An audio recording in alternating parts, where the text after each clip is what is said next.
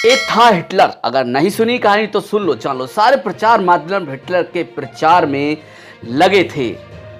जो हिटलर का विरोध करता था उस पर हिटलर बैन लगा देता था। हिटलर ने कभी शादी नहीं की थी। हिटलर एक धर्म विशेष के लोगों को देश का दुश्मन मानता था। हिटलर के समर्थकों को उसकी आलोचना बर्दाश्त नहीं होती थी। हिटलर ने बचपन में पेंट्स करने और रंग बेचने का कार्य तक किया था। सारे प्रचार के साधन, अखबार, पत्र, पत्रिकाएं हिटलर के प्रचार में लगे रहते थे। उसकी शान में कसीदे कसते थे। हिटलर ने तमाम मजदूर आंदोलनों को कुचल कर रख दिया था।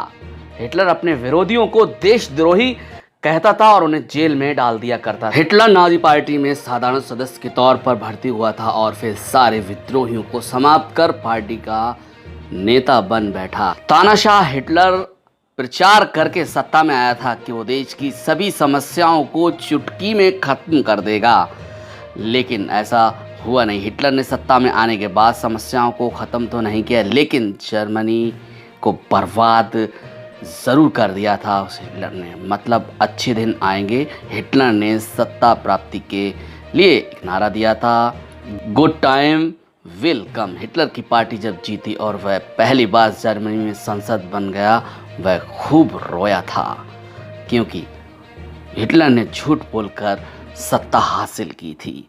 हिटलर को सजने संवरने का बहुत शौक था।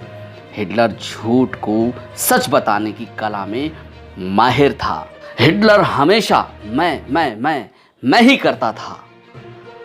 और हिटलर ने रेडियो पर भाषण दिया। भाषण देना उसे रेडियो पर बहुत पसंद था। हिटलर की एक प्रेमिका थी जिसका वह जासूसी करवाता था। हिटलर अपने भाषणों में फ्रेंड्स मतलब मित्रों शब्द का उपयोग ज़रूर करता था।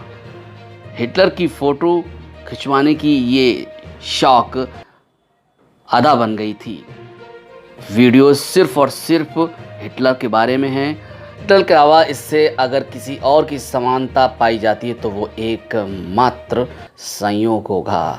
मित्रों, ये कहानी आप सभी अंधशिक्षक शिक्षा मित्रों को इसलिए बता रहा हूँ कि आप उन तानाशाही लोगों के बारे में अपने छात्र छात्राओं को अवश्य बताएं जिन्होंने अपनी झूठी शान के दम पर झूठ बोलकर मेहनतकश भोले भाले लोगों की भावनाओं से खेलते हैं।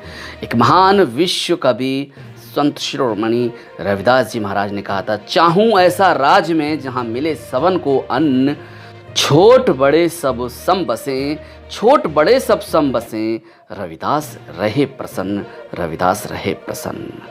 दोस्तों, सपना देखना कोई बुरी बात नहीं है। सपने देखना चाहिए, लेकिन जब वो सपने टूटते हैं तो तकलीफ होती है, दर्द होता है। क्या हार में क्या जीत में, किंचित नहीं भयभीत मैं, वरदान नहीं मांगूंगा मैं, वरदान नहीं मांगूंगा मैं।